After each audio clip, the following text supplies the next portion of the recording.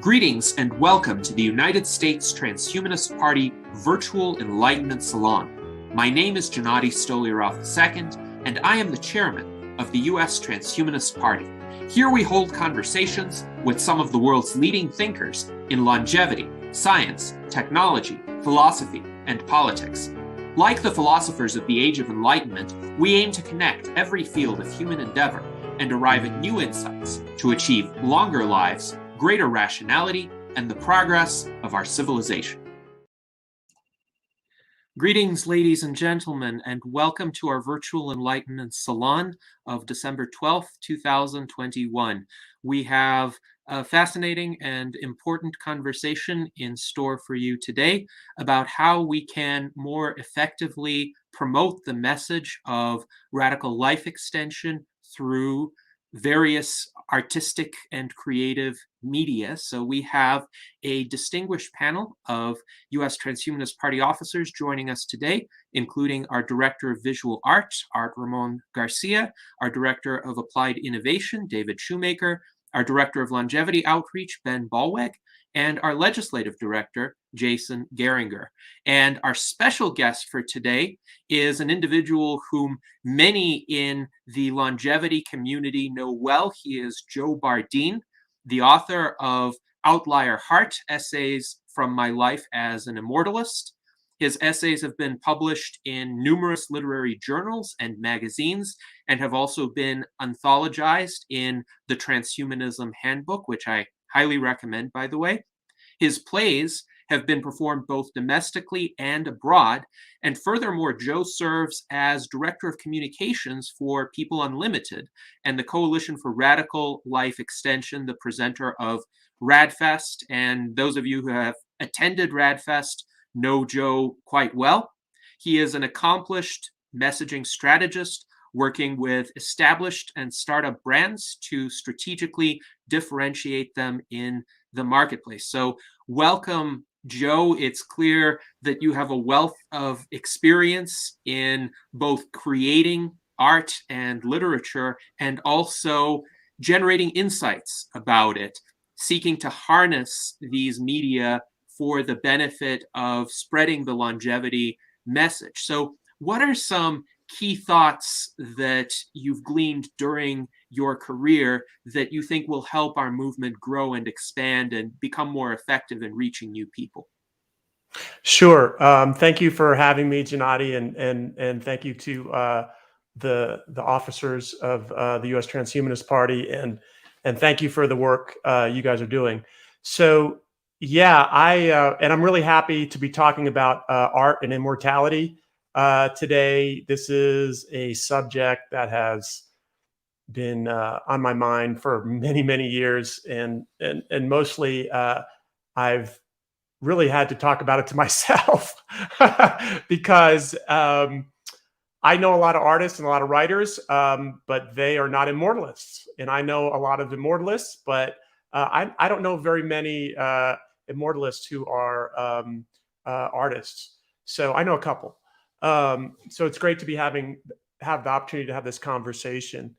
Yeah, one insight that I want to share right off the bat that perhaps others of you have come across is why are so many of my artist and writer friends like oblivious to transhumanism and oblivious to radical life extension?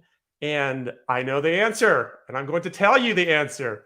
The answer is the same reason why many people, majority of people, are oblivious. And that is that in their minds, they already have immortality. So nobody who is, and I'll explain, nobody who is not suicidally, depressed wants oblivion or welcomes death. However, in lieu of real immortality, they have created imaginary immortality. And so this is the challenge. This is the challenge in communicating about radical life extension. It's not that people are against it. And even when they bring up objections like overpopulation or whatever, they're not against immortality. They just already have immortality, but it's imaginary. And in the case of artists, it's like a double whammy because they're very imagination-driven people, and they are very rooted in their imaginary immortalities. So our challenge as artists and communicators is to bring about this shift from imaginary immortality to actual immortality. Imaginary immortality is much more comfortable for people. They're much more intimate with it. It's something they inherited, and to be clear, it's not just like afterlives that were taught through religion. I'll give you the example of Elon Musk. So I think a lot of us saw these posts on social media recently about Elon Musk coming out, and he's like against immortality. Have you guys seen that? And yeah, and what is his rationale? Well, his rationale is that civilization, to continue to evolve, civilization needs people to die because people get stuck in their ideas. First of all, that's wrong. But what exactly does he care about civilization if he's not there? In that case, you can see blatantly that civilization is his imaginary immortality. Look, he's not going to be there to enjoy that civilization or suffer from it. He's out. But in his mind, he's got an imaginary immortality, which is civilization. So these are some of the things that we're up against, and these are some of the reasons why we need new narratives. And so I want to start by making another statement, which is that up until now, all literature has been driven by our lack of immortality. That is the essential conflict and narrative driver of all literature. Everything. And so this is obviously a huge shift. And we've been taught in literature not to pursue real immortality, right? We've been taught we have like the mythology, like Icarus flying too close to the sun. That's a Greek myth, and the wax in his wings melts and he falls in the sea and dies. We have Jesus on the cross. We don't want to end up there. And so there's a lot working against immortality in literature. And so we need new narratives. There's a classic short story that I hate by the Argentine writer Borges. I might be pronouncing that correctly. There's a chance.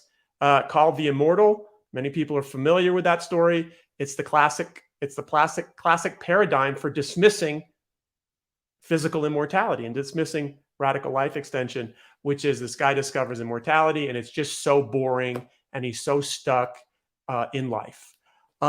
So we need narratives that don't kill us for being alive and don't degrade us for being alive. There's a really interesting new book that I've been reading. It's called 12 Bites. It's by Jeanette Winterson. And it's the first time that I've seen a literary writer take on immortality and transhumanism in a serious and engaged way. And it's really, really encouraging to see that. And so I think, like in many areas in our work, we're going to see shifts in this regard. It's a little bit disappointing to me, this book is, because she relates AI and she relates transhumanism to sort of disembodied intelligence. And she seems to be like kind of like a Gnostic person, like someone who's into the Gnostic Gospels. And she makes a lot of connections there that not my cup of tea, but it's very interesting to see. So let's talk about a little bit about what this new narrative needs to look like. For those of you who are interested, I published an essay called Poetics of Departure, and it's online. If you just look under my name in Poetics of Departure, you'll find it. And in that, I really explore what what this new literature needs to look like. There's a really interesting quote by, I'm going to find it. Oh, how did that happen? Oh, I'm going to find this quote. I want to read to you guys. It's kind of funny and interesting. Let me see here. Sorry.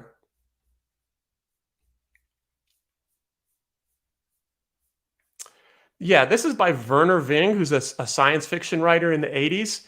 And this is sort of a famous quote. You might have already heard it. He says, the singularity, and I conflate immortality and the singularity because I think narratives about the singularity and narratives about immortality have the same challenge and are sort of, in my mind, they're interrelated.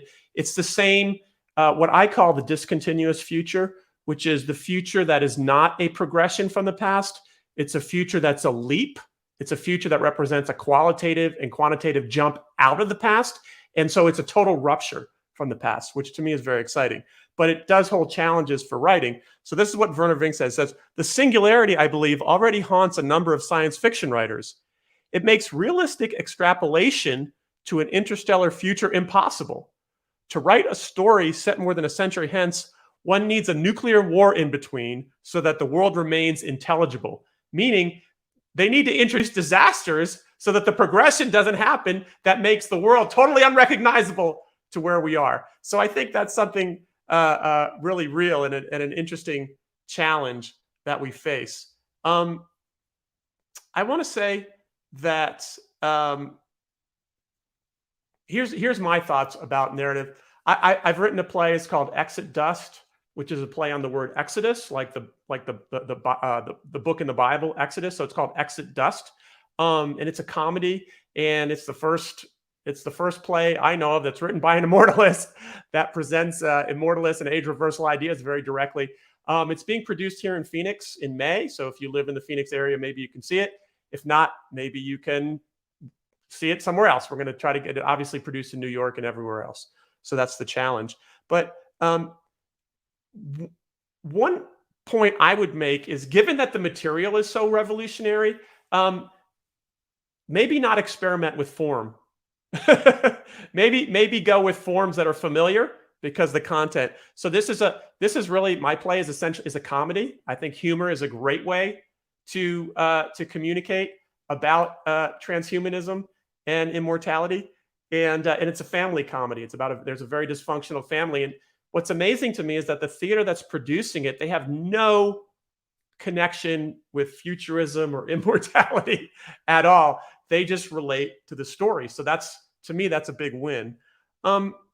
Yeah. So let's humanize the future. Let's not dehumanize the future. Now, this was a challenge that was given to me in an early draft of this play. Greta Blackburn, who some of you know, is working with me on the play. She's sort of acting as a producer of the play with me. And she challenged me in a very early draft. She said, look, why are we dehumanizing the future? And so let's be careful about not doing that.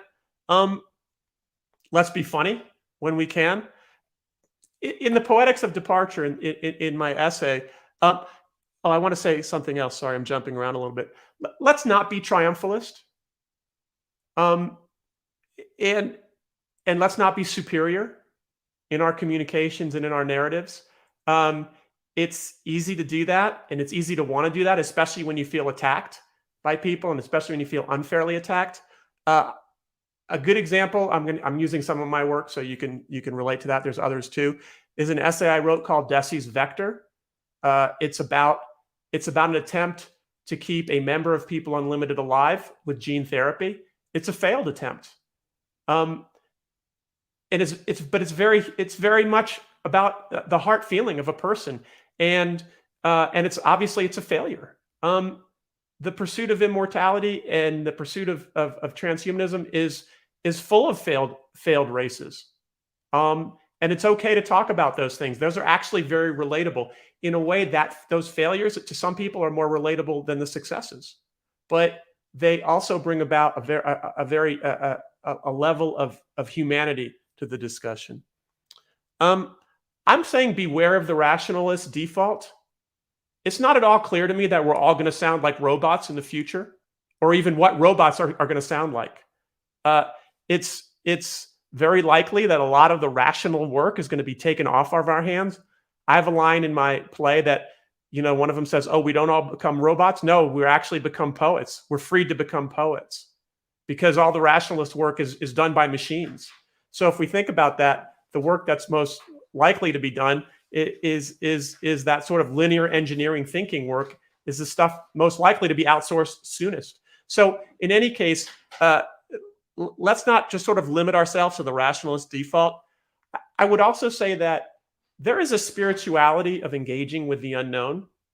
To me, that's really what spirituality is. It's engaging with the unknown. And we are doing nothing if not engaging with the unknown when we're engaging with the singularity and with immortality. I would say limiting our narratives and limiting our artistic expression to a sort of rationalistic level is like trying to navigate a blizzard with our intellect.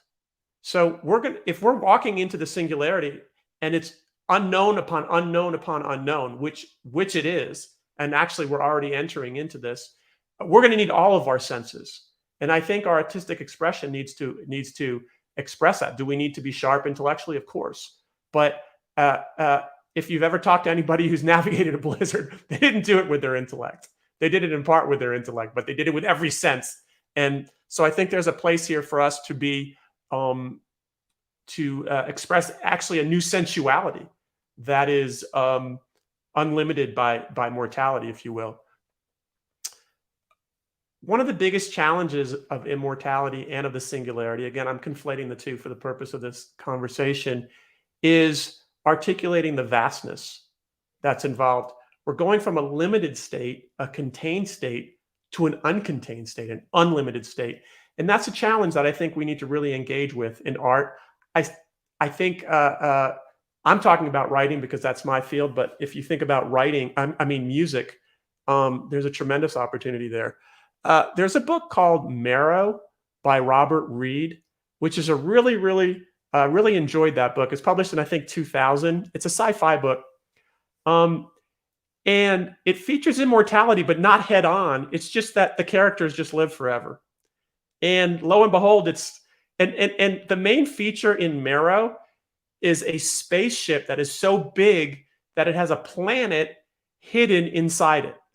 And so obviously Robert Reed does not have a problem with like big scale and vast thinking. And I think there's something really enlivening for us in that. And I think that's part of the narrative challenge is sort of going bigger and bigger. What's interesting in Marrow is the book fundamentally is not about immortality. It's just that the characters have the technology to use almost any amount of genetic material to recreate the person. And so when something terrible happens, they all they need is a little piece of that person, and then they bring them back. But it's really, obviously Robert Reed has like a huge way, he just relates in a very huge way, which is fantastic. But the characters just live for hundreds and hundreds of years, and it turns out it's not a problem. It's just not a problem. There's so much to do, and they don't get tired of living. But what's interesting, the point I want to make there is immortality is not the point of that narrative. It's just happening along with everything else. And if anything, the narrative is about vastness and just scale of scope. But that is a very interesting approach as well. So finally, I would say let's personalize radical life extension. Let's make it experiential. So I wrote this collection of essays, Outlier Heart, and it's my experience as an immortalist.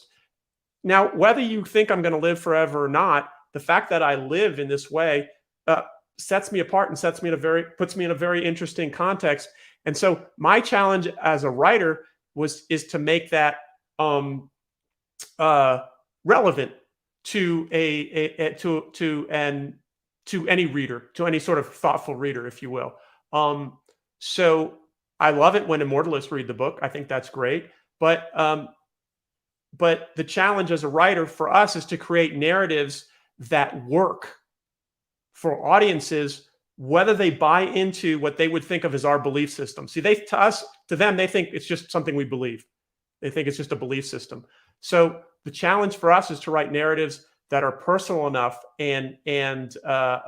or spectacular enough or engaging enough at whatever level that they connect, whether you buy into immortality or not. So I'm right about at 20 minutes there. I've talked a lot, and those are really the main points I wanted to make. And thank you for having me. Yes, thank you very much, Joe. We greatly appreciate your remarks, and you've shared a wealth of insights with us today, and also some great reading materials for everyone to consider, and I've been featuring them throughout your comments. Now, I did watch the production of Exit Dust that occurred at RAADfest in 2017, and I also watched the subsequent video streams of it, and I would recommend it. It's quite a witty play, and certainly it introduces immortalist themes in a way that audiences will find amusing. I will say this is not the first play I'm aware of that was written from an immortalist perspective, because the first play I'm aware of was written in 2005 by me. It's called Implied Consent, and I have highlighted it here now. This play takes place in the year 2095, and it's the story of a 95-year-old self-made billionaire who essentially collapses and is declared brain dead, but he has an elaborate arrangement for his estate to essentially keep his body preserved indefinitely while scientists try to find a way to essentially revive him by replacing his brain with an artificial brain. And he has a 60-year-old son who is a wastrel and who is trying to lay claim to his fortune so that he could dissipate it.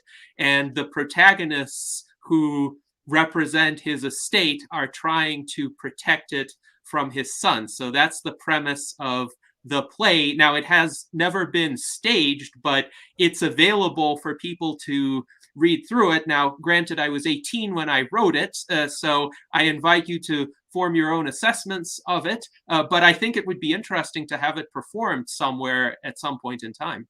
For sure. And I'll just point out the conflict with the son is that's sort of what I'm talking about. It's a form that we know, right? The kids are always trying to get the money or control the money of the rich parent. So that's sort of the point that I'm making about let's use forms that are familiar to enter into new territory, which is, it sounds like what you're doing with the play.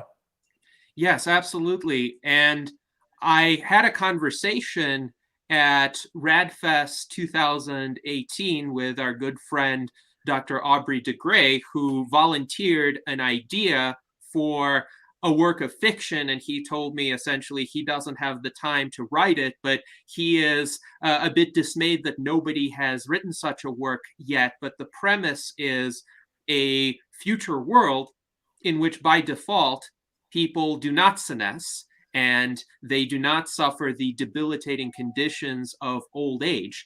And the dramatic tension in that future world is that somehow biological aging makes a comeback, and that world then would treat it as a crisis, the way we've treated this ongoing pandemic as a crisis and have attempted to solve it. So Aubrey's point is that perhaps some fiction writers or filmmakers steer away from optimistic descriptions of a world where indefinite longevity has been attained because they are unable to find enough sources of conflict or dramatic tension that make for a good story. And yet, if one is creative enough, one could definitely find such dramatic tension without being dystopian. Yeah, that's a good point. That reminds me of one other thing I wanted to say, which is the real conflict of our time, the real moral conflict of our time for narratives, I feel, is between future and going forward and going back.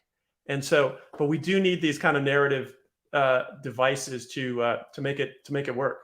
Mhm. Yes, indeed.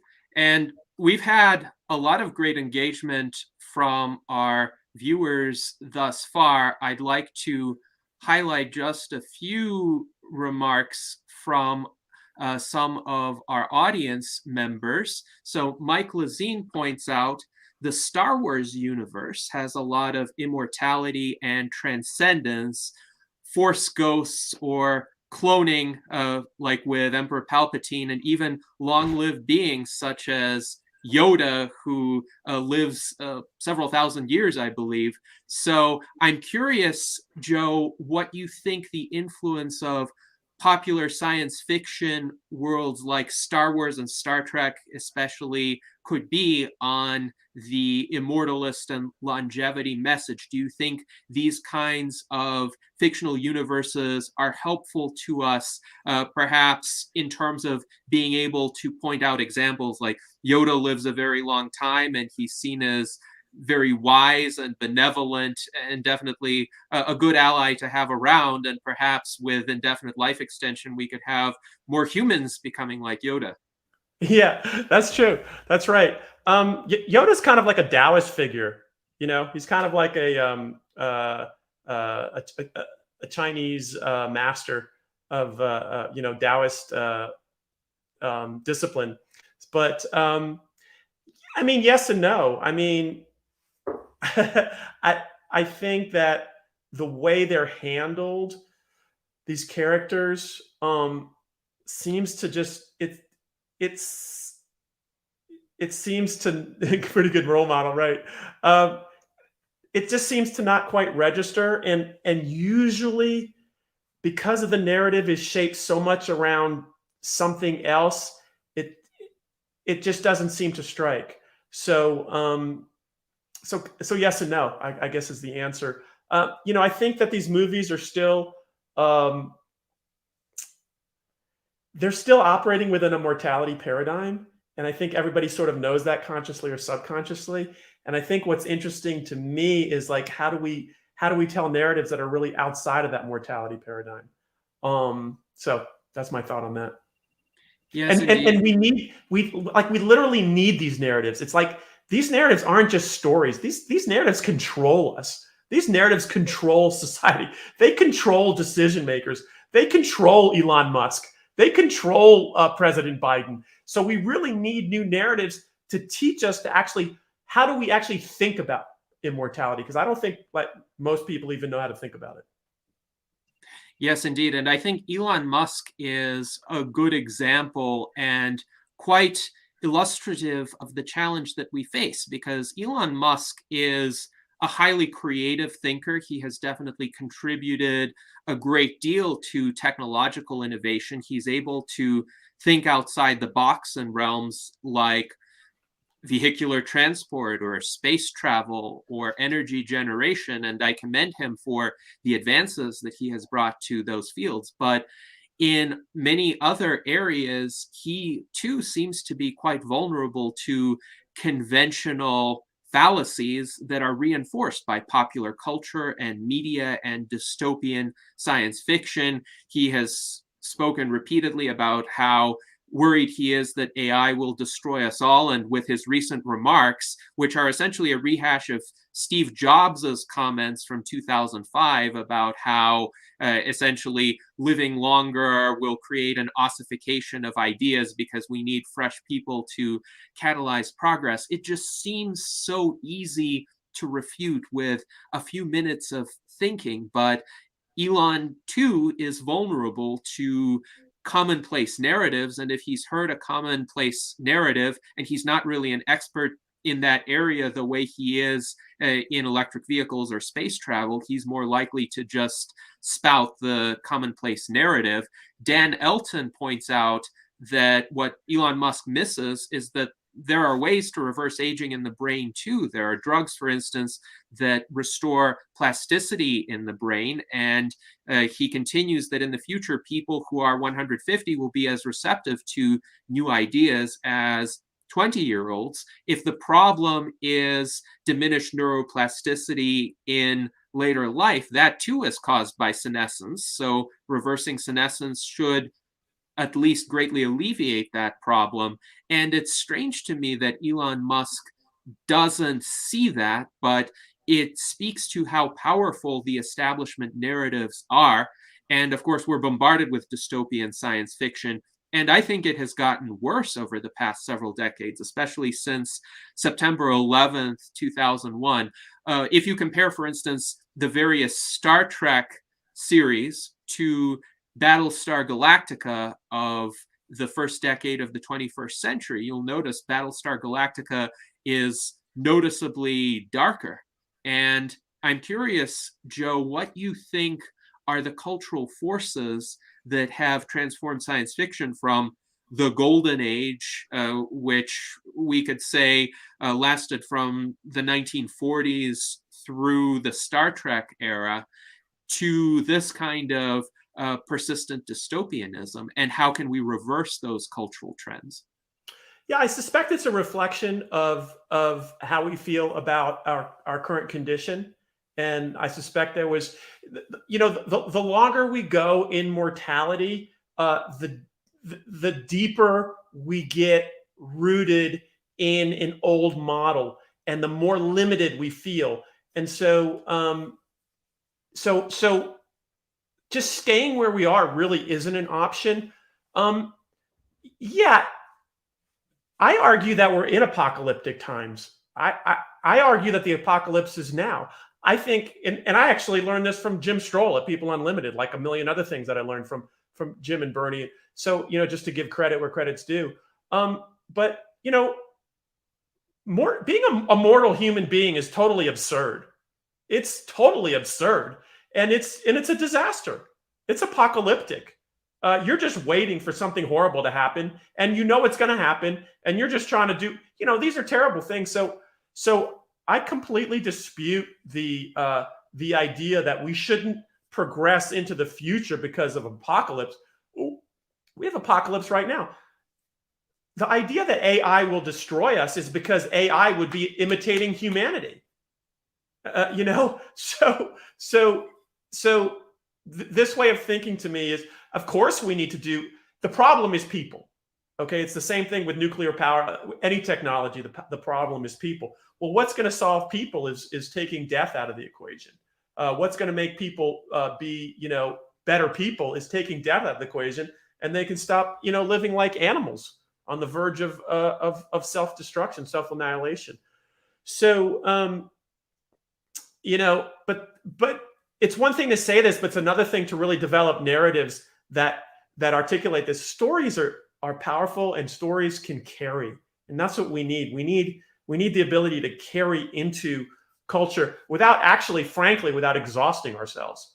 Because having some of these discussions over and over again is with people who aren't receptive is just is tiring. Mm-hmm. So.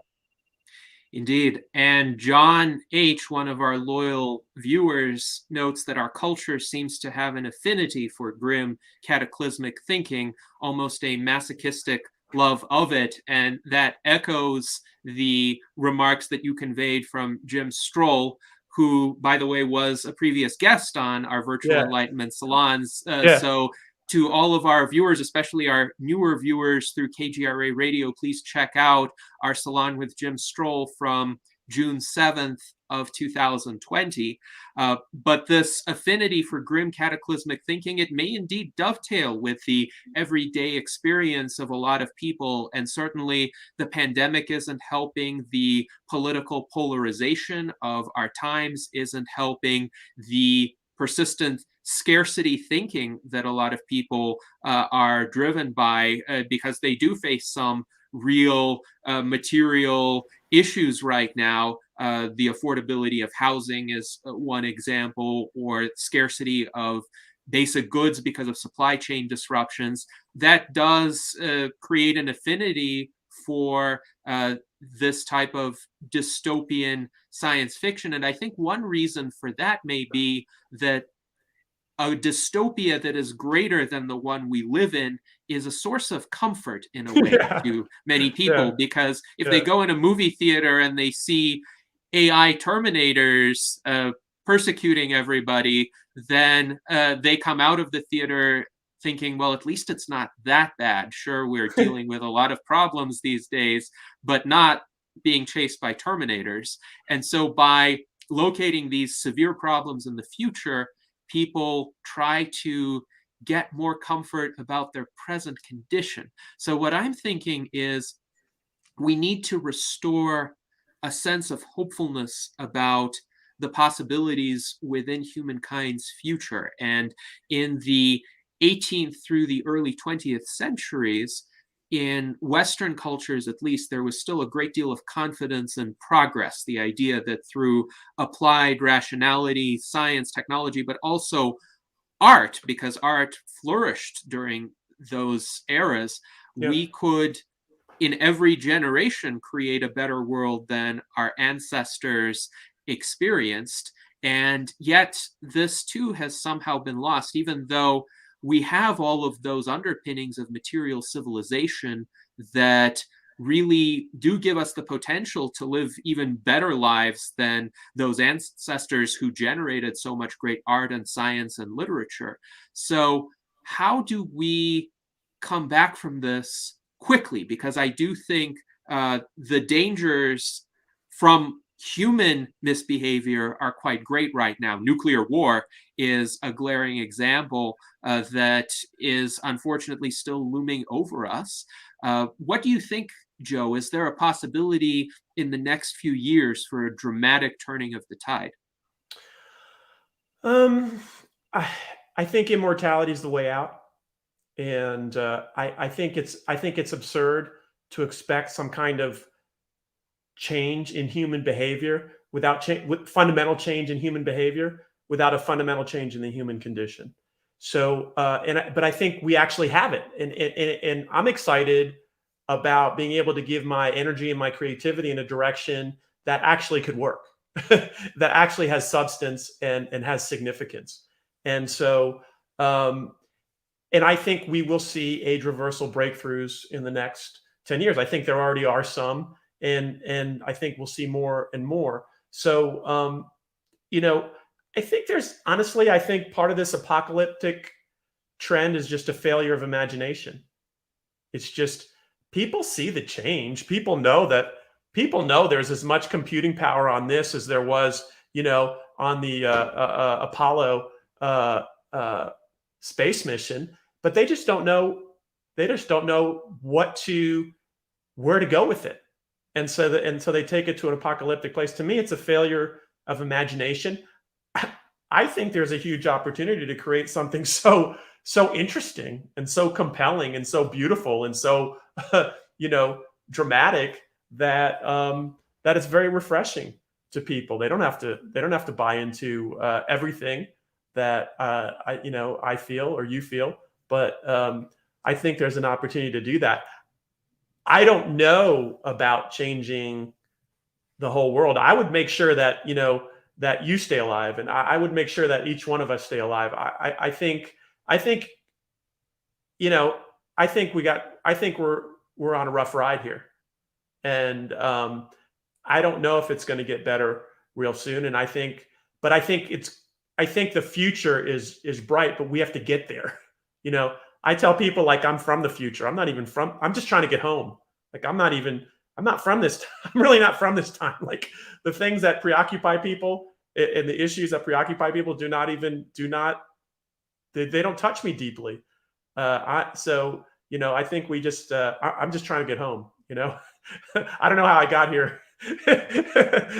you know, but and I think that's what we need to do. But I think also, there's someone posted this on Facebook, which I thought was really true. Like having purpose, the purpose and mission of making qualitative change in for human beings is very sustaining.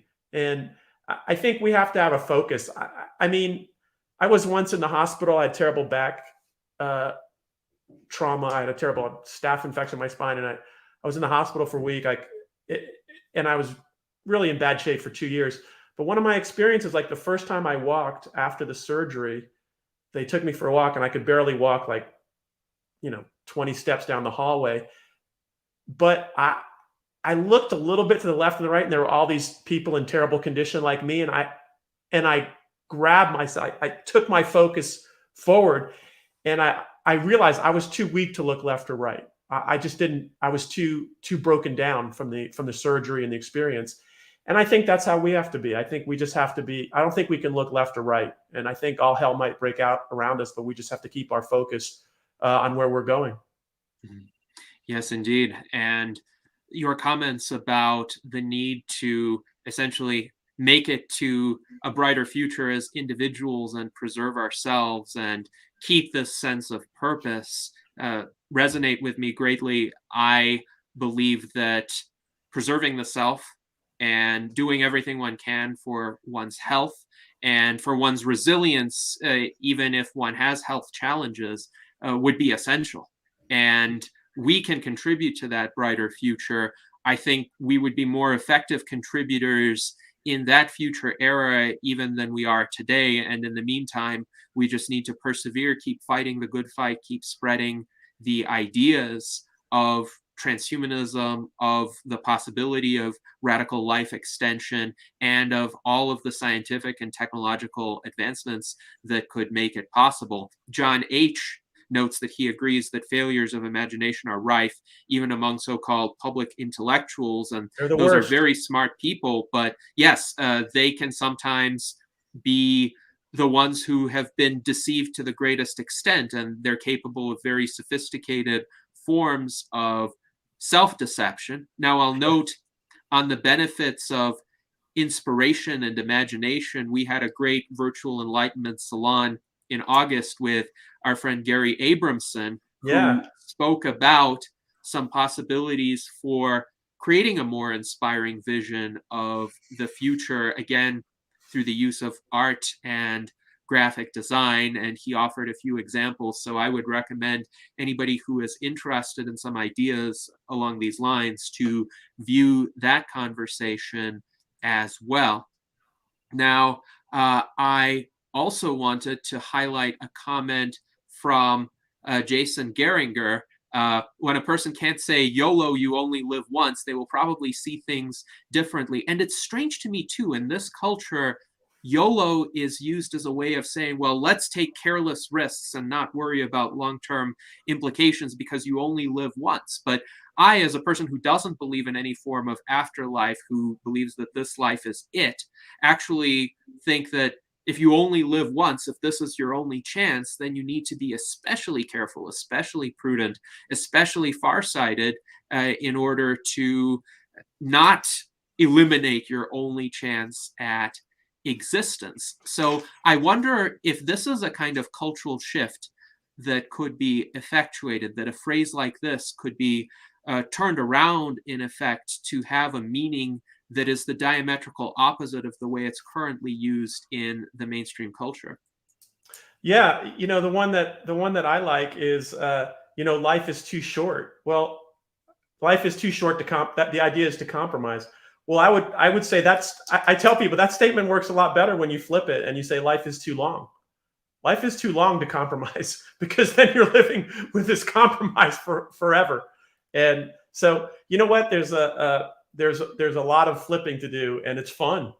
I think we have to enjoy the journey. It's a noble journey, it's nurturing. And I think we need to build strength. We need to build strength for the journey. Personally, I'm serious about the journey. I'm serious about taking immortality out of the theoretical. I mean, that's a fundamental tenet of People Unlimited, and I subscribe to that. And I would encourage all of us to do that.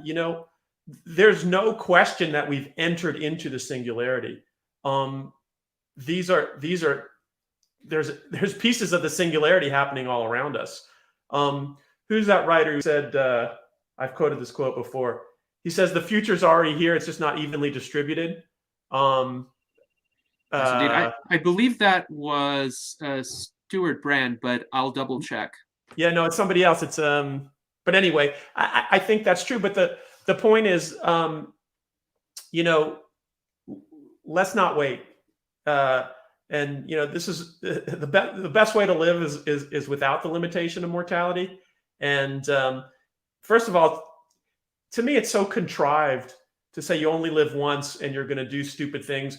It's so it's like they used to say in college. It's bothered me. Like, this is the best time of your life, and that's why you should have a good time. And after that, it's downhill. How is that? How is that an enjoyable thought? I mean, if you have nothing to look forward to, how is that joyful? Um, these are all mechanisms. Jim would call these coping mechanisms. These are all coping mechanisms, and I want people to have coping mechanisms if they need them, but it's much better not to need them.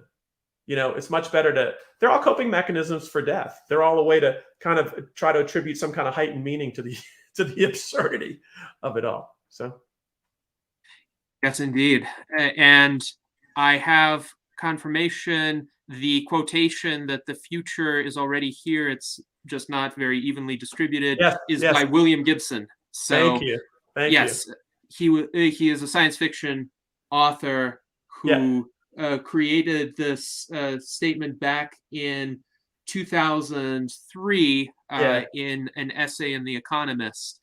Yeah. But yes, there are so many coping mechanisms that people employ essentially to try to not have the misery of a finite existence be so palpable to them. Yeah. And Yeah. yet those coping mechanisms, while they're understandable, they evolved over the course of millennia of Yeah. actual inevitable mortality. They are now hindrances to our ability as a species to unite in this struggle against senescence, disease, and death. I would like to highlight some very generous super chats from our viewers. Dan Elton writes, important discussion, happy to chip in. Everyone, please join the USTP if you haven't already. So I would echo his words, go to transhumanist-party.org/membership and join. It is free and it takes less than a minute. And also, John H., thank you for your generous contribution. We always appreciate it. And now I would like to open this discussion up to our panelists to see if you have any questions or comments for Joe. Why don't we start with David Shoemaker? Yeah, thanks, Gennady. And really, thanks, Joe. I must have wrote a dozen questions while you were talking. I mean, it was so interesting what you were saying. But what I want to do is I want to go back to the 60s or the 70s when I was listening to music with a message. And sometimes the message was a hidden message. And people would wonder, what does this mean? And then you would go search out and try to find out what that meant. And then people would talk about it. And I think perhaps the anti-war movement of the late 60s benefited from that. I think there are some others. So I guess my question is there a way to do that today? Music, plays, short stories where you write, where people realize, gee, there's more to this story than what's written on the paper. I want to go find out more about it. And then maybe that's a way to organically grow it. I don't know. What do you think, Joe? Yeah, I think you're right. And I also think that when you think about those songs from that era, it made the music better. So the fact that that was pop then.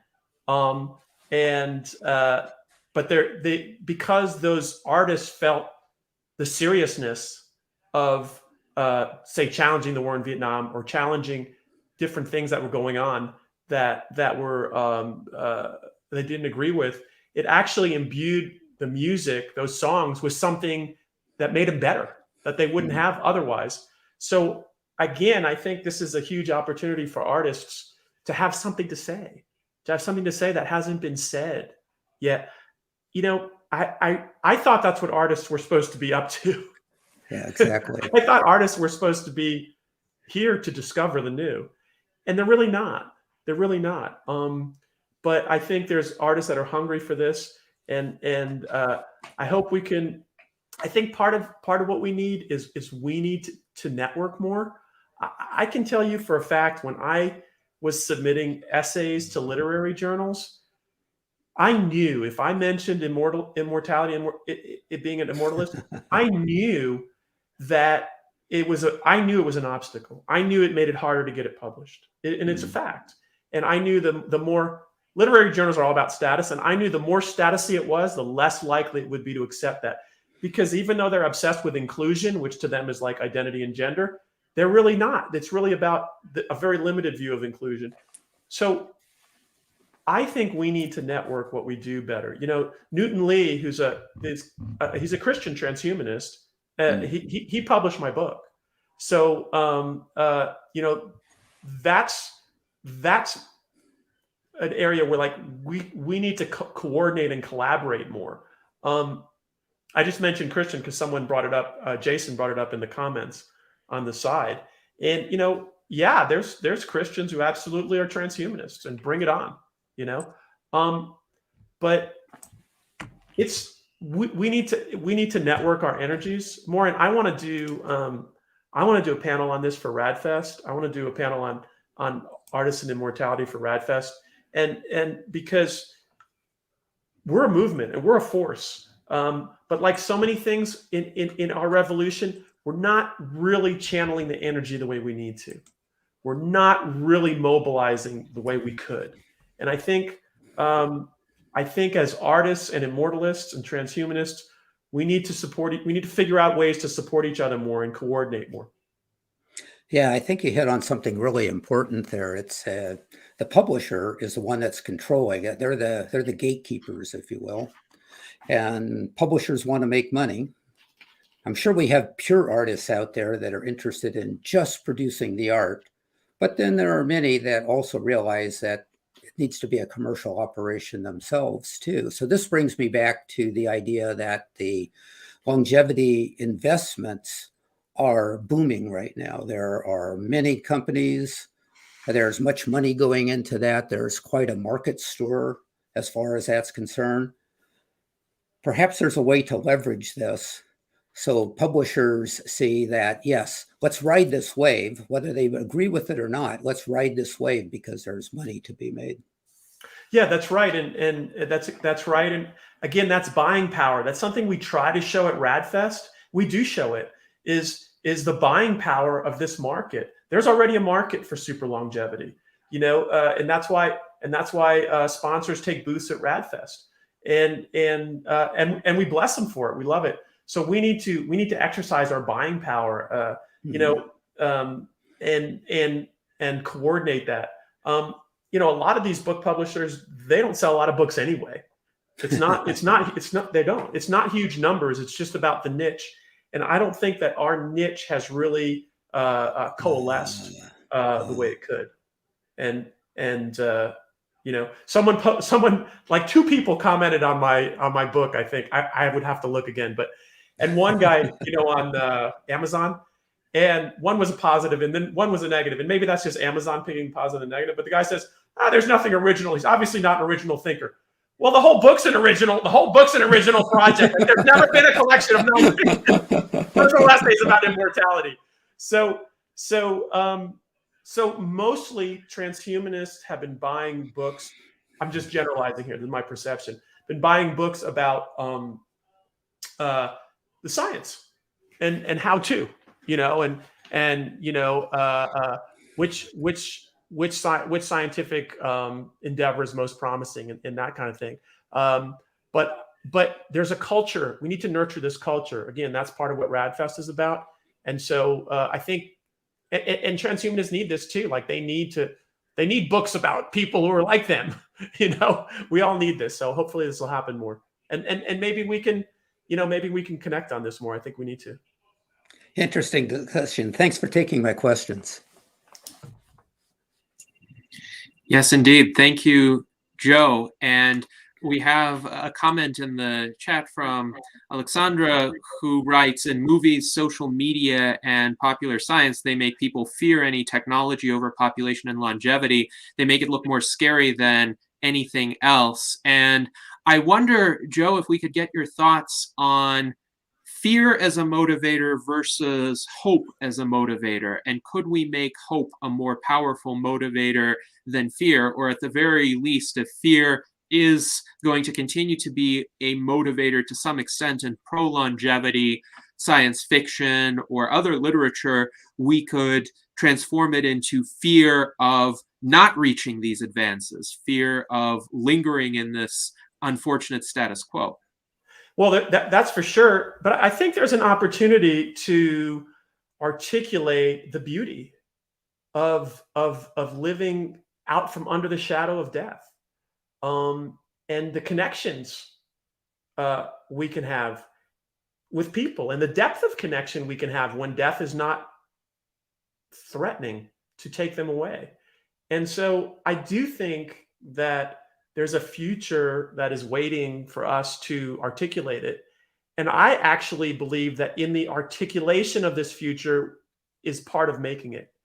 And so, I think this is part of the challenge. People are already afraid of death. It doesn't seem to change them. They're already afraid of death, but they're afraid of life too. It's just like, so I think we need to articulate the future as we see it. I think it'll do good for us. And I think because it's authentic to what's in our heart and in our intellect. But I think it'll do good for people as well. Mm-hmm. Yes, indeed. Now let us go to Art Ramon Garcia for his question. Yes, there's been sort of an artistic renaissance with memes and digital art, and now it's evolved into NFTs, which will be immortal and perpetual on blockchain. So, yeah, and there's like billions of images that are now going to go perpetually, who knows how many thousands of years into the future. So right now we have, this whole artistic movement of creating perpetual art. So yeah. How do you feel about that? Yeah, that's amazing.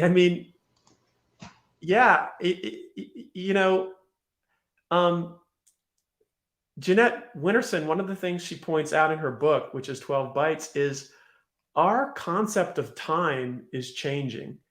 And she said, we used to live by the seasons, and we used to live by the sun rising and setting, and then until the Industrial Revolution, and then we entered the Industrial Revolution, and since then we've been living on machine time.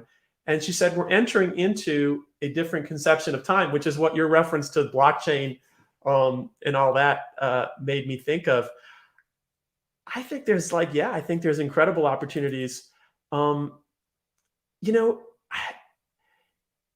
It's like this discussion we had about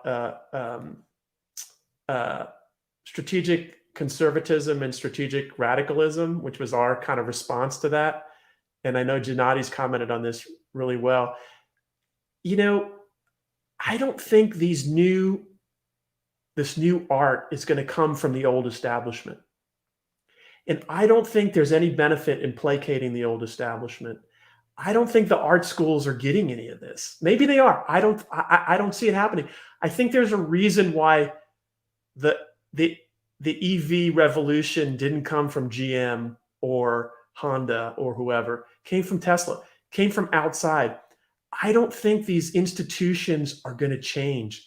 I think we need artists operating outside of these institutions to bring forward these new narratives. And I think that's exciting as hell. The visual art component of this is massive, and the idea of marrying that to blockchain and even to how you would represent that. To me, that's like, yeah, bring it on, because I think it's coming. Look, we're the future. I think we need to feel that we're the future. And we're the pioneers, and that's a great place to be. That's exciting. It's a little bit harder because we don't get the credit we should, but it's a brilliant place to be. It really is. I'm excited to see this the artistic representations of physical immortality. Yeah, bring it on. I think it's fitting to bring in this comment from John H., who cites Woody Allen's statement, Yeah. I don't want to be immortal through my work. I want to be immortal through not dying. And it Yeah. reminds me of a lot of great creators throughout history whose works are renowned now, but who didn't really get the recognition they deserved during their lifetimes. I recently attended a concert where all 6 of Johann Sebastian Bach's Brandenburg concertos were played. But what is unfortunate about how those concertos were received during Bach's lifetime was that they were sent as a gift to the Margrave of Brandenburg, who never even read the score or had them performed, and they got passed down in his family until about the 1850s, when they were rediscovered. And by that time, Felix Mendelssohn had reintroduced the musical world to J.S. Bach, and they were first performed in the 1850s, over a century after Bach's death. And there are so many other examples of artists, musicians, authors whose real fame only came many decades, if not centuries, after they died, and yet they had a tremendous influence upon the world. I think one of the great arguments for indefinite longevity should resonate with artistic creators, and that is they will live to see the recognition of their works with a much greater probability, because yes, it does take a long time for many, especially those who are ahead of their time. It's even more morbid than that. It's oftentimes, and Art can probably attest to this, the visual artists, it's when they die, that's when the value of their work goes up, because it becomes a limited commodity, or not, maybe commodity isn't the right word, but art collectors wait for that. What's that? Art collectors wait for that. Yeah, it's They really go to the morbid. estate auction sales and probate auctions just to buy up that cheap art. So it's a strategy. It's morbid. I mean, it's really death driven. Look, artists are going to have to be.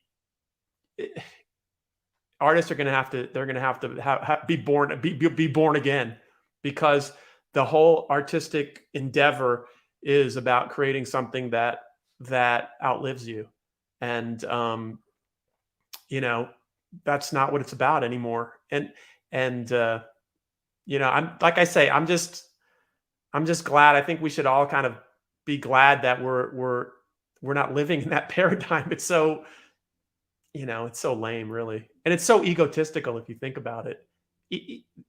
The sacrifice of the art, the self-sacrifice, is so egotistical. To give up your life just to be remembered, and then there's so much in it that it's really sad. It's really a horrible model, like all of mortality. Well, mortality puts us in an impossible position. So this is what people come up with. Yes, indeed. And for every artist who does achieve posthumous fame, there are perhaps tens of other artists who do not, whose works just remain undiscovered for a long time. I think estimates are that about 75% of known classical music works have actually never been performed, even though the scores are available somewhere. And there are some great compositions in there, to be sure. Now, I also want to highlight a comment from Jason Geringer, and we'll have Jason expand upon it shortly. He writes, making art has already changed in my lifetime. There are incredible tools today, like the laptop with DAW and video editors. And today there's a whole studio in your laptop. So Jason, if you would like to say more on that, please go ahead. Yeah, it's a completely different thing. When I was, growing up, we had the newest thing was a cassette 4-track recorder, and that was, it's nothing like what we got today. Like I said, we got a whole studio in there. The tools are amazing. And in the future, it's going to even get even more crazy because you're going to have AI. I mean, Yeah. not only will you have the digital audio workstation and the video editor that is there for your tool, but the AI is going to do parts of that for you too. And AI won't be able to have our artistic flair. That's where we'll always have a place, but AI could give us choices, like 10 different things, and we can be okay. I like this one. I like that one. I like this one. Put them together, And so the AI is going to be a huge tool, Yeah. in the future. They already have AI where you can enter in like this verse of this song and be like, okay, make me another verse that's like this one, and then it randomly generate one, Yeah. and then you can go in and say, okay, this piece right here, make that piece like this piece over here, But and think, it'll randomly generate a piece, So yeah, in the sure. future, it's going to get, we're going to, it's hard to say, Yeah, and think about applying those. What I think about as an artist is think about applying those tools to making art that is based on experience that's never been had before. So that's what's exciting, is living a life that's never been lived before. Instead of, here's another take on marriage, here's another take on family, here's another take on dad getting old and I never told him what I should have told him, or whatever all the classical themes and literature are. We're going to have all new themes, totally new themes to make art based on, and that to me is incredible.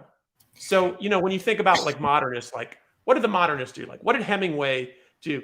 He writes about all the same stuff. He just wrote about it in a different way, right? He wrote about death and about love and about all the same stuff as the Greeks or the Renaissance or anybody else. He just wrote about it. Same with the postmoderns.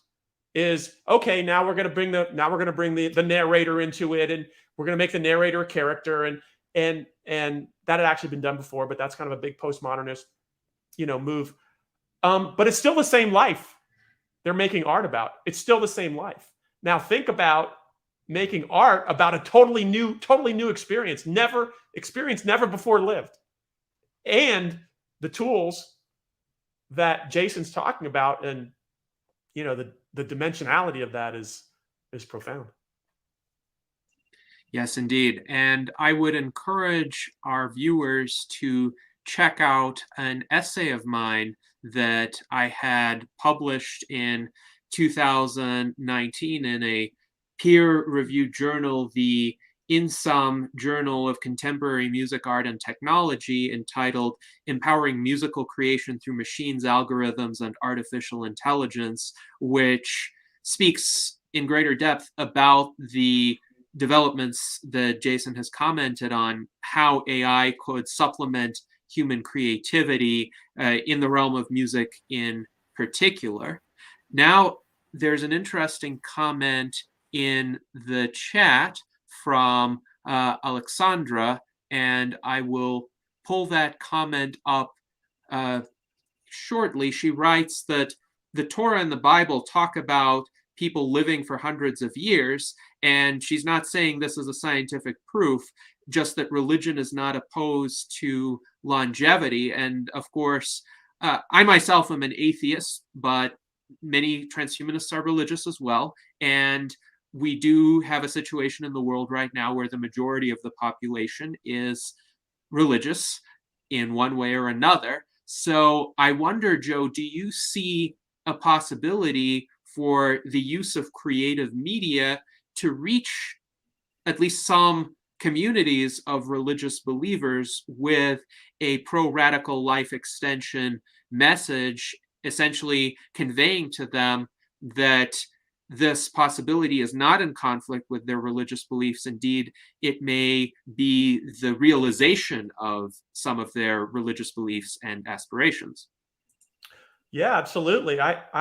I don't believe in a God, but I tell people, if you believe in a God, believe in a God that wants you to live.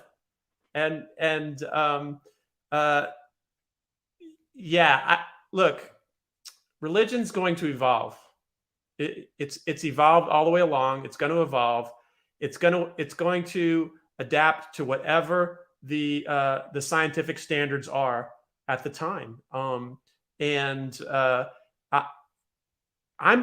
I think it's very important that we don't polarize people over non-essential issues.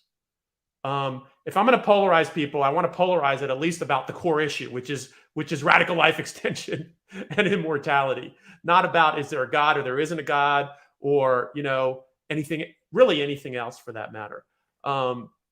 And I have found religious people to be some of the deepest people that I've met, because they want more now. I don't net out in the same place they do, in terms of the belief, but I think transcendence is what we're talking about. So, and I think that there's a spirituality to transhumanism.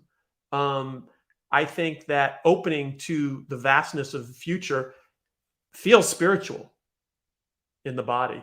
And I think people who want to feel a deeper feeling of their persons can connect to transhumanism, and it's beautiful. And I think we have to get over our tribalism too. So yeah, bring it on. All right, thank you very much, Joe. And now let us go to Ben Ballweg for his question. Hi, Joe. Thanks for being with us today. I am curious about your book, Outlier Heart, and it sounds like in that book you share the story of how you became transhuman, how you found mortality to no longer be tenable for you. Can you share with us your story of becoming transhuman? Yeah. Thank you for asking. Hey, Ben. I do talk about that. Part of my challenge, it's a collection of essays, is to make experiences in my life that have put me outside of the mainstream at least accessible to people. For them to, that's a literary challenge. I mean, that's a challenge of literature, is to make any intimate personal experience accessible to an audience of people you don't know. So, and in writing that, I think I even got, well, I know I did. I got clearer on who I am in all this. But the simplest level of this story is that I met a girl and I was really attracted to her. And this was in Tel Aviv, Israel, of all places. And she was an Immortalist. And she was affiliated with a group of Immortalists who were connected to James Stroll and Bernardine at that time. This is back in the 90s. And she wouldn't like go out for a drink. She wouldn't do anything with me. She would only meet with me to go to an event on this thing. And I didn't want to do it. I didn't know what this thing was about. It was very much outside of my, frame of reference. I just thought I was a writer. I didn't know I was searching. I really didn't. So I went to this event. It didn't really touch me very much. And but I like the warmth of the people. I like the aliveness of the people. And I started to be challenged. I basically had an awakening. So I started to be challenged in myself to think about things that I'd never thought about, and to think about what was possible. I had a dread, and still do, of what I would call the repetition of adulthood. To me, it's death. To me, like the current conception of being an adult human being is death. There's no exit. There's no place to go with it. So I really dreaded that. I thought being an artist would take me out of it, but that's not true. It doesn't. But I really connected to immortality as the end of this repetition, of the end, and transhumanism, the end of this cycle of life and death, which terrified me. Not just the death part, the life part of it terrified me also. So that's really what happened to me. Really, it was the work of Jim and Bernie that brought this about, because I needed a lot of input. So, but I actually found Immortalists were the most real people, and that was strange to me, because they were always painted as these people living in a fantasy, but they're the most real people. It turns out that the mortalists are living in a fantasy, and the immortalists are awake. And I think there was something in me that wanted to wake up, and still does. I don't think it's over. I think it's just beginning. I think our awakening is just beginning, and that to me is exciting, and it's ageless. I mean, I've been here 54 years, so what? I mean, I think that's part of being like a participating member in the singularity, is just, there's more coming, and that whatever I know now is going to be so. I'm going to look back in 5 years, 10 years, 20 years, and be like, wow, that's it. So yeah, I'm in it for the long term. But thank you for asking. Can I ask real quick what that Israeli group is that she was with? If it's still around now? It's not around. There was a big sort of organizational blow up, and some of those people are definitely connected, and some aren't. So yeah, that's what happened there. But it was it was a time and a place. It was like Bruce Springsteen says, he says a band is a specific connection of people in a specific time and place, and they make music. And I think that's very true of immortality too. I think there's a timing to connecting with people, and it's specific people, and it's personal, and boom, amazing things happen. And I'm fortunate that I was able to connect at that time, and even a lot of immortalists are just passing through. I don't know if you've noticed this tendency, but even the girl who introduced me to immortality she's a million miles away from it now, but I took it. Yeah. Thanks, Yes, man. indeed. Thanks for being here today. Thank you, Joe, for sharing your story about how you became an immortalist. And it's always fascinating to me to learn about the journeys of prominent figures in our movement. It also dovetails with various comments made by our viewers just now. Jason writes, honestly, it feels like longevity and immortality are not ideas that should need to be promoted. It seems like we're trying to give gold away, and it should be easy. Now, John H. points out a lot of people don't believe it's gold. They think it's more like iron pyrite, aka fool's gold. But once they become convinced it's doable, there will be a gold rush. By the way, I'm fairly fond of pyrite. I have a few samples of it that I've purchased at various museums. And my thinking is, well, if I'm not looking to resell it, if I'm looking to just have it as a decorative artifact in my house, what do I even care if it's real gold or not? If it's nice, why not give it a chance and acquire it? So part of me is curious why more people don't think this way. Now, American Road Warrior writes that one reason why he can truly believe that a slower aging process is possible is the fact that he's so unimpressed with so many people that he sees no reason to believe what they do. And for a lot of people, there does seem to be a limitation of imagination, but not for everybody. And in that large mass of people, many of whom may not be sympathetic to our message at present, there will be those few people who, for whatever reason, haven't encountered this message yet, but who will be really attracted to it if they're exposed to it in the right way. So I'm curious, Joe, since you were essentially one of those people who was reached in a particular means, do you have any insights as to how we could identify those individuals and reach out to them and make sure we're not missing any of them who harbor the same hopes that we do, but may not have been exposed to the same possibilities or the same communities?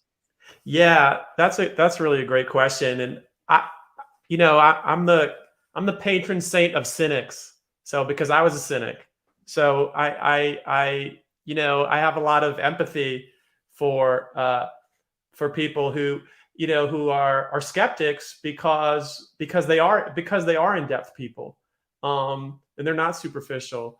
So I think giving people more than one chance is really important. That can be hard because we can feel rejected, or we can feel hurt, or we can feel insecure. But I think giving people more than one chance is really important. I think somehow, some way, like we fell out of the nest. We fell out of the nest of death, and everybody else is in the nest, and they're pretty cozy. They're pretty comfortable there. As horrible as it is, they're pretty comfortable there. But we fell out of the nest, and so we have this opportunity to see the world beyond the nest, and that's really a privilege. It's really a privilege to see beyond mortality that we have, and I think that once you have that, sometimes you forget like how programmed people are, how conditioned people are to mortality. So I think it's important to give people another chance. At the same time, I think it's important not to argue with people and not to try to convince them. You're not really arguing with the person, you're arguing with their imaginary immortality. And they're very comfortable with their imaginary immortality, whether it's heaven or a legacy or artistic legacy or, a tradition that goes on or whatever. So I think giving people a second chance is important. I think not arguing is important. I think just like that, the fact that we enjoy being immortalists, the fact that we enjoy being out of the nest and being able to see something more, I think is can be very compelling. And it's good for us too. We have to make ourselves sustainable. I've calculated that it's sort of like 1 in 10,000, it seems to be. And then because I do communications for People Unlimited and for RAADfest. And so if you're just talking about out of the blue, it's like 1 in 10,000, maybe that's the right number. But there's no one place that like latent immortalists hang out. There doesn't seem to be. So like if you're trying to market something like RAADfest, which we are, it's a challenge because who do you market to? But also, since you brought this up, there's power in numbers. People are automatically attracted to more people. And so by joining together, whether it's, USTP or I mean, that's essentially what RAADfest is. RAADfest is that nightclub. You know how people see people lined up outside a nightclub and they want to get in that line because that's where people are. And that's really what RAADfest is. It's like, that's where the people are. And so we can help ourselves a lot by connecting and combining, even like we're doing today. It creates energy that attracts people. Yes, indeed. And I have found personally that a lot of my strong connections within the life extension and transhumanist communities have originated at RAADfest. For instance, that was the place where I first met David Shoemaker. And of course, our collaboration has now lasted for many years. And it was at RAADfest 2017 that we first discussed, for instance, the possibility of forming in Arizona Transhumanist Party, and now it exists with David at the head. And this is just one of many examples of the connections that were created there. Your points really resonated with Mike Lezine, who points out that many people in the world do not want to give people a second chance. And if someone does something unethical, they're condemned for life. And Mike continues by saying a lot of people are unforgiving. And we see this particularly during this moment in history, where there are a lot of social movements emerging that have tried to remedy certain ethical oversights that have predominated in the past. And I think those attempts are worthwhile, and certainly those movements, as they originated, had some valid cultural transformations that they were seeking to achieve. The problem in recent years has become the zealotry of some of the purveyors of those movements, who, in, I think, a well-intentioned desire to get rid of certain bad behaviors, don't allow people the opportunity to transcend them or get beyond them or rectify them. So if somebody was found at some point in time 20 years ago having made some sort of online comment in poor taste, or written an email that was perhaps questionable a decade ago, that person is forever tarnished. And that's not constructive. That's not a way to help someone learn to improve and be better and move past those incidents. So I think forgiveness is important, but forgiveness is psychologically difficult for a lot of people too, because human beings, I think, have a tendency to fixate on what is wrong. And if something is wrong, if something is bad, they try to avoid it or distance themselves from it. And yet we're all flawed to some extent, and we're all immensely valuable to an even greater extent. So I'm curious if literature and art can help communicate this vision of humans clearly as being imperfect, but also being worthwhile. And the worthwhile parts of us are so good that they're worth preserving and perpetuating indefinitely. One of the biggest objections that I've encountered in recent days, as I was countering Elon Musk's comments about the prospects of radical longevity and his views on death, was from many people of a more cynical disposition who were saying, well, humans are generally so terrible and they inflict so much damage, it's not worth it for humans to live much longer, and they're a cancer on the earth. So I'm wondering, what do you think are some effective ways for literature and art to counter that and convey a vision of humans as being mostly good despite their flaws, and good enough to keep around as individuals indefinitely? Yeah. You know, if you love life, if you're a lover of life, you love people. People are that's what we're talking about. We're talking about loving life and which is loving people. And, you know, again, straight up, I learned that from, Jim and Bernie. I mean, and loving people means also having patience with them, but it means fundamentally that we have a value of human life. I mean, that's what transhumanism it is about, is the value of human life. And that's people. That's not just like an abstract statistical thing. That's human beings. So I think in the storytelling, this is part of what I think we haven't articulated, and it is a challenge, and I don't think I've articulated it either, is the connection. So we live in a society where everybody knows they're going to lose everybody, and they act accordingly, and people are disposable. And what people are really doing is executing each other.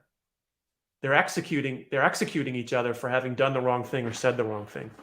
Now, Now, maybe there are some pretty fundamentally horrible people out there. That's a real thing. But uh, you know, people are valuable. I mean, we've had to devalue ourselves and devalue others to cope with our mortality. Again, it's a coping mechanism. So I think, getting back to your question, there is an articulation of a new connection, of a new experience that is a connection between human people that's forever. Like, what is that connection? We know what the family connection is. We know what the love connection is. We know what the friend connection is. All those have been covered. What is the forever connection? Where does that take you? And I think that there's a place in art and to explore that. That's part of going beyond. That's part of new art that talks about new experience that's never been had before, connections that have never been broken, for example, between people. Yes, indeed. And it really resonated with me when you stated that these persistent condemnations in our times are people's ways of executing one another and essentially channeling the despair of a paradigm of finite lifespans where they think everyone is disposable. Anyway, that is a really profound insight, and thank you for that, Joe. I think more people need to hear it, especially with the rampant cancel culture of our times, when people who gang up on somebody who may or may not have committed a transgression in the past, maybe they were just accused of committing a transgression, and what they're doing in their perceived pursuit of justice is they're actually acting out their role within this prison of mortality. And hopefully, at least some of them, if they see it that way, will recognize how sad that kind of behavior is, and how they really ought to figure out ways to get beyond it, move on with their lives, not be so harsh on other people, and at the same time seek a world where all of us can live longer, can live better, can live without these constraints that we face. Yeah, and you put it so well, and really, you said that so well. But only someone who fell out of the nest could say that and see that, and you know, you just articulated that so well. Again, I don't think we're going to fundamentally change human behavior without fundamentally changing the human condition, and that's what's important about transhumanism. Yes, indeed. And my hope is at least some of these transformations can sneak up on people in a way that they might not expect, and so wouldn't be able to mount a cultural resistance to it. There's a short story called The Gentle Seduction that I would recommend, where it's essentially a narrative about two people talking at the beginning, and one of them is skeptical about living indefinitely and about the advances of the future, but then she gets to live through them gradually and is taken along for the ride, so to speak, and becomes very much a person of that future. Now, there's another story suggestion by Jason that I want to hear your thoughts on. And this story would be that longevity escape velocity is reached, and then we find out that death is a real being, that death is an alien who comes to Earth to stop longevity escape velocity, or maybe a twist where death is an alien that is running the experiment of mankind, and longevity escape velocity would ruin the experiment. And to me, that actually reminds me of some myths and popular folk tales where death is personified. There's the story, for instance, of the knight who has to play chess against the Grim Reaper, and if he wins, he saves himself, or he saves someone he cares about. There are various stories where death is personified, and some human manages to trick or outwit the personified death, either by hiding from him or setting up certain conditions where death is powerless to act. So what do you think about those kinds of stories? It seems they do have a certain intuitive appeal to people in a lot of cultures.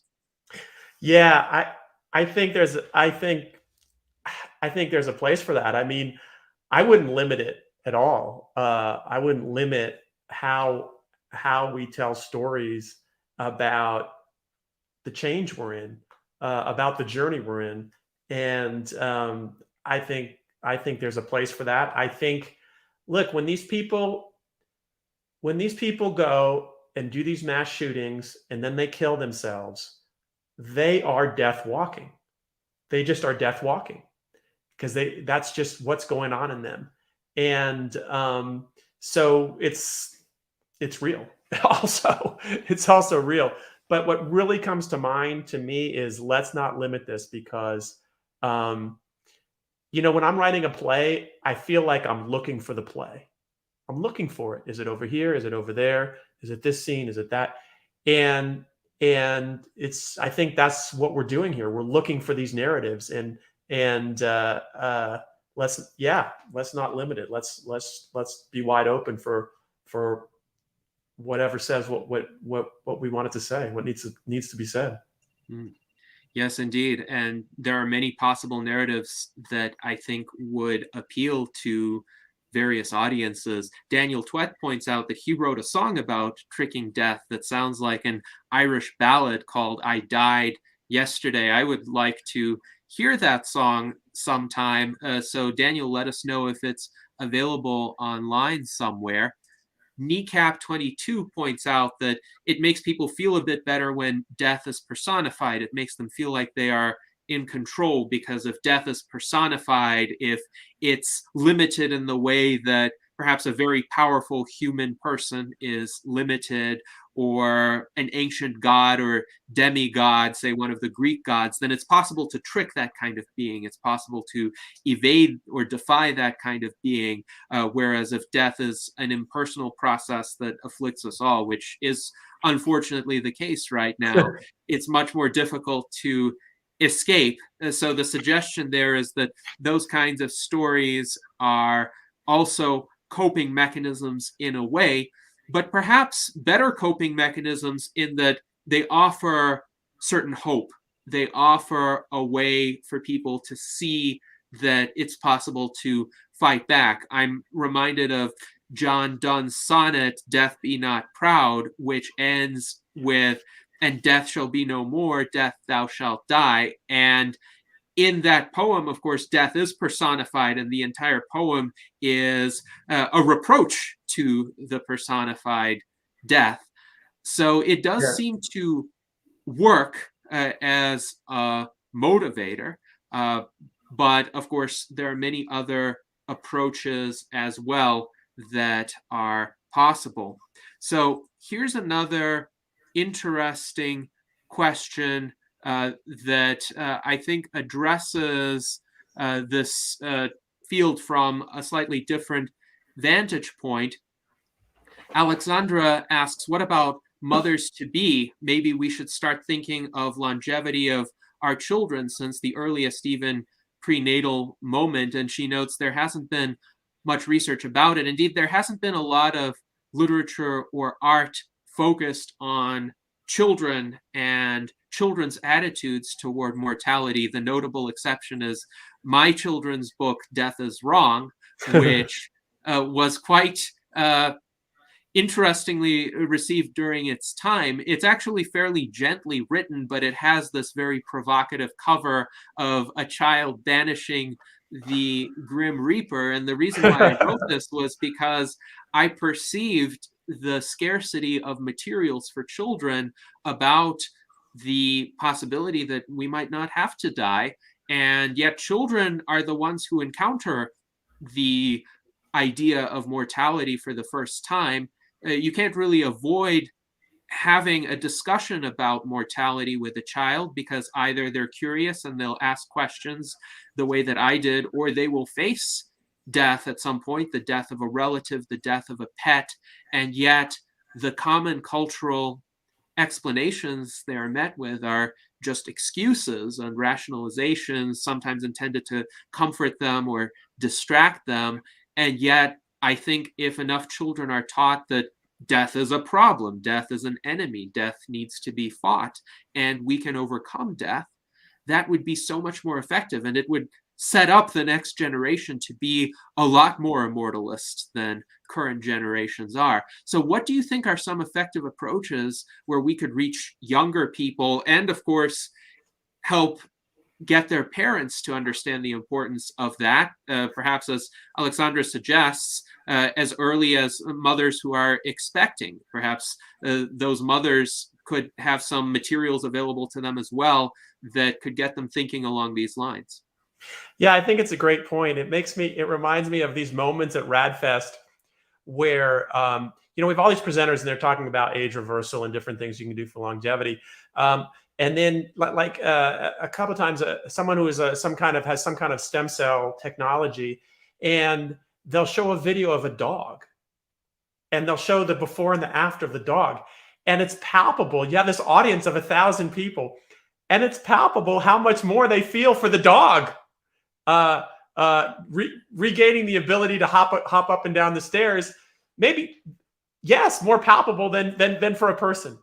And and so I think in a way, so I put sort of kids and pets in that same category. It's like, we love these things, we love these little beings in a way that's very special and is very in our hearts, and I think that is a useful way to talk about immortality. Like, if you don't love yourself enough to want to live, what about your beautiful little child? You really want them to go through mortality? So yeah, I think it's just visceral for people. It does show you the sort of the programming that's in effect, and how part of our coping mechanism is just discounting ourselves. And so we see a cute little dog or a cute little kid, we think, oh, but we're all really that cute, but we just don't get it. Yes, indeed. I think with a bit more empathy, people would recognize the preciousness of each human being, and indeed each advanced life form, and the great tragedy that transpires when that life form disappears. As I often say, it's like an entire irreplaceable internal universe gets extinguished. We have an interesting question from Jason in our internal chat. He wonders, what do you think an immortalist musical theme would sound like to you? Jason is thinking there would be a lot of stringed instruments and it would be orchestra-like. I, of course, have some of my own thoughts on this, but I would be curious to hear yours, Joe.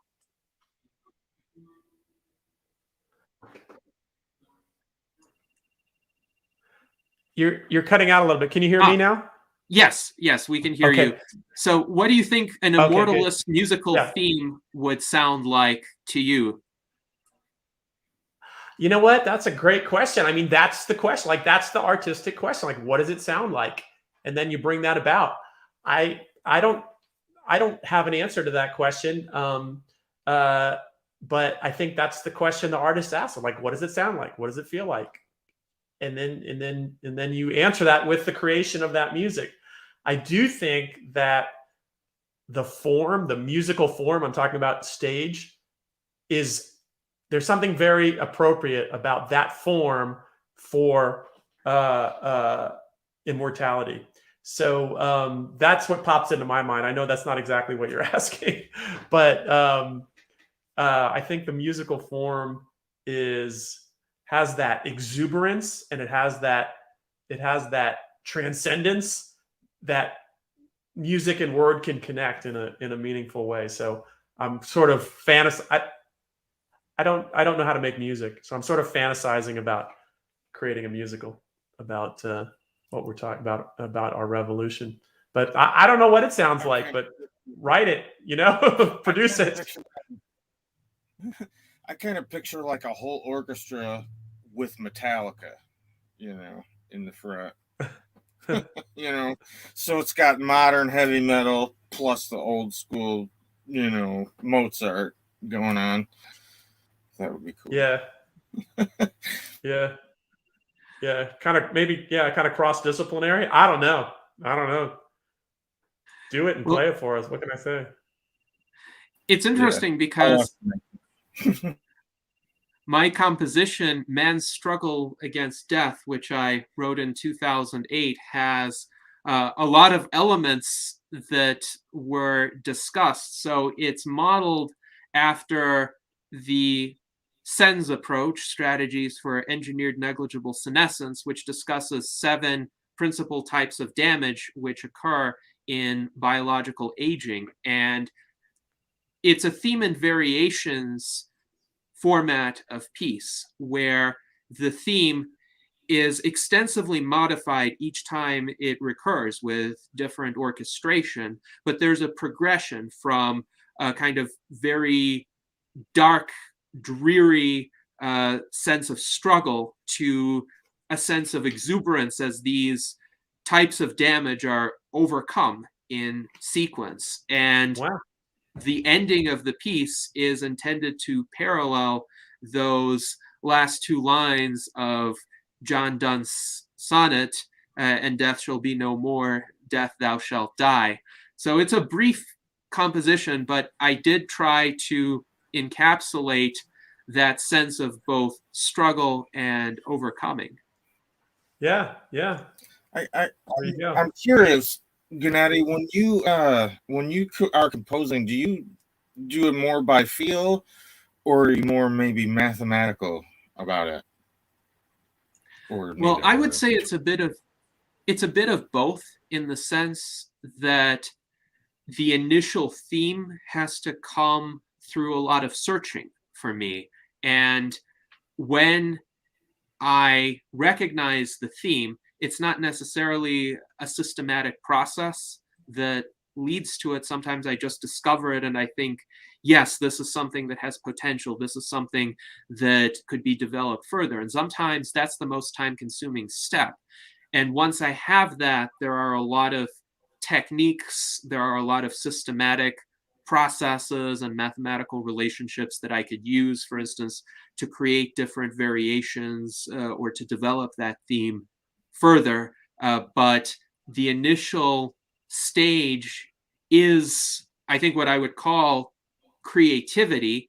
It's sometimes difficult to explain where that comes from, but I do think it gets built up through habit, through repetition, through delving more into that field and learning more techniques. And then sometimes they will surface at the right moment. I also listen to a lot of classical music, like 10 to 12 hours a day of classical music. And sometimes those compositions and the themes from them inspire me, and perhaps my mind recombines them in a variety of interesting and new ways. So that's my answer to your question, but that could be a vast discussion in and of itself. I'm curious, by the way, for Joe to describe his creative process and how he comes up with the ideas, for instance, for his plays or his stories or even his nonfiction essays. Well, thank you. I will say that it's important for us to develop our craft. So, whatever we want to accomplish in terms of communicating about transhumanism, immortality, we have to become, we have to develop our craft. So that means working at it. I've been writing for, years and years and years. And